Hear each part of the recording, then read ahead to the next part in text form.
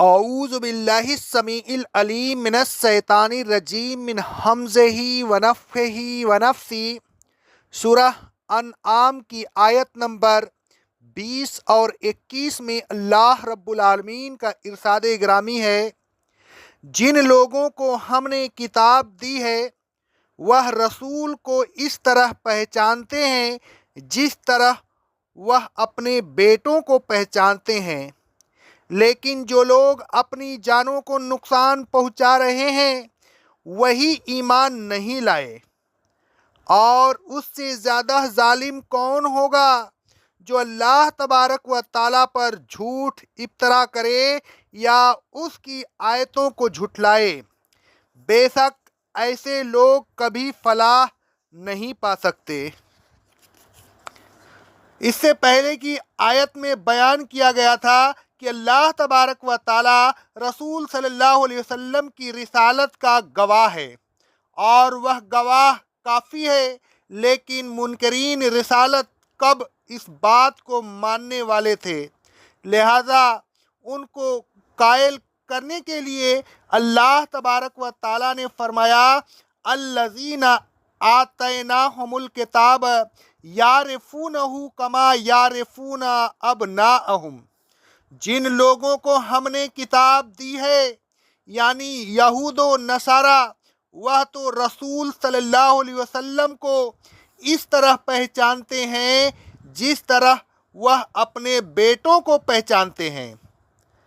آخری نبی کو کی جو علامات اور صفات توریت اور انجیل میں دی ہوئی ہے، ان کے ذریعہ انہیں آپ کی رسالت میں ذرا سا بھی شبہ نہیں کرنا چاہیے، کیونکہ اللہ تبارک و تعالیٰ فرماتا ہے سورہ الاعراف کی آیت نمبر 157 میں، یعنی میں اپنی رحمت ان لوگوں کے لیے لکھوں گا جو رسول بنی امی کی پیروی کریں گے، جن کی بشارت اور جن کے ذکر جمیل کو وہ اپنے یہاں توریت اور انجیل میں لکھا ہوا پاتے ہیں۔ اس آیت سے ثابت ہوا کہ رسول صلی اللہ علیہ وسلم کے تذکرہ کا جلیلہ اور صفات محمودہ توریت اور انجیل میں موجود تھے۔ اہل کتاب ان کے ذریعہ سے رسول صلی اللہ علیہ وسلم کو پہچان گئے، لیکن پھر بھی انہوں نے آپ کو رسول ماننے سے انکار کیا۔ اللہ تبارک و تعالیٰ فرماتا ہے سورہ بقرہ کی آیت نمبر 89 میں، اور جب ان لوگوں کے پاس اللہ تبارک و تعالیٰ کی طرف سے وہ کتاب آ گئی جو ان کی کتاب کی تصدیق کرتی ہے اور جس پر ایمان لانے اور جس پر عمل کرنے کا وعدہ کر کے یہ پہلے کافروں پر فتح پانے کی دعائیں مانگا کرتے تھے، تو انہوں نے اس کے آنے اور اس کو پہچان لینے کے بعد اس کا انکار کر دیا۔ ایسے کافروں پر اللہ کی لعنت ہے۔ لیکن اہل کتاب میں سے وہ لوگ جو منصف معراج تھے اور جو واقعی حق کے متلاقی تھے، انہوں نے آپ کو پہچان کر آپ کی رسالت کی تصدیق کی اور پھر وہ آپ کی رسالت کے گواہ بن گئے۔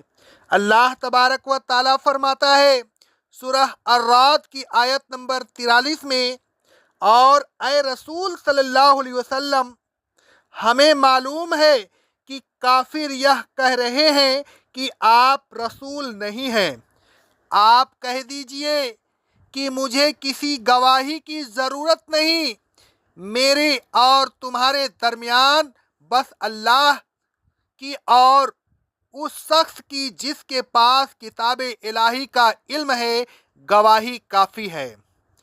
الغرض اے انسانوں، توریت اور انجیل بھی موجود ہے، اور توریت اور انجیل کا علم رکھنے والے بھی موجود ہیں۔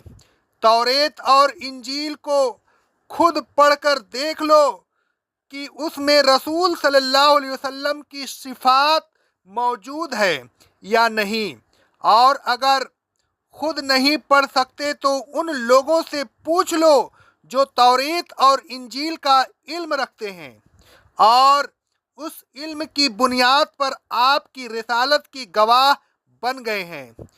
इस ठोस गवाही के बाद ऐ इंसानों, तुमको ईमान ले आना चाहिए, और अगर तुम्हें अब भी यह उज़्र हो कि सब अहले किताब ईमान क्यों नहीं लाए, तो सुन लो कि अल्लज़ीना खसरू अनफुसहुम फहुम ला युमिनून, जो लोग अपनी जानों को नुकसान में डालने पर ही तुल गए हैं, बस वही ईमान नहीं लाते।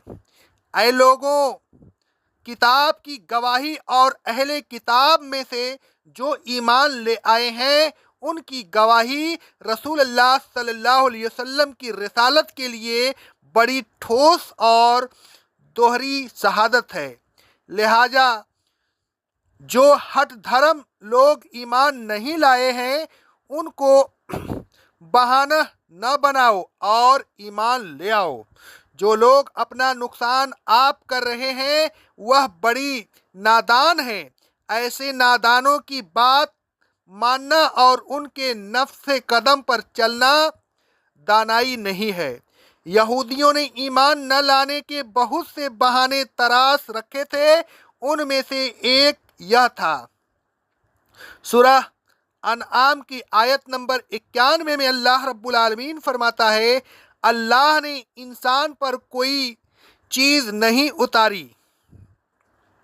अल्लाह तबारक व ताला ने उनकी इफ्तरा परवाजी और तकजीब के सिलसिला में फरमाया, वमन अज़लमो मिम्मन इफ्तरा अलल्लाहि कज़िबन औ कज़्ज़ब बिआयातिही, और ए रसूल सल्लल्लाहु अलैहि वसल्लम, उससे बढ़कर जालिम और कौन हो सकता है जो अल्लाह तबारक व ताला की तरफ झूठ बातें मंसूब करे या उसकी आयत को झुटलाए। इन्नहु ला युफ्लिहु ज़ालिमून, बेशक यह लोग बहुत बड़े जालिम हैं और जालिम कभी फलाह नहीं पा सकते। ऐ लोगों, हक को पहचान लेने के बाद उसका इनकार न कीजिए, यह यहूदाना रविश है, उससे बाज रहिए। ऐ लोगों, जिस बात को आपने खुद बना लिया हो, उसको अल्लाह तबारक व ताला की तरफ मंसूब न कीजिए। जानबूझकर अल्लाह तबारक व ताला की आयत का इनकार न कीजिए। अक़ौलु क़ौली हाज़ा, अस्तग़फ़िरुल्लाह अस्तग़फ़िरुल्लाह अस्तग़फ़िरुल्लाह।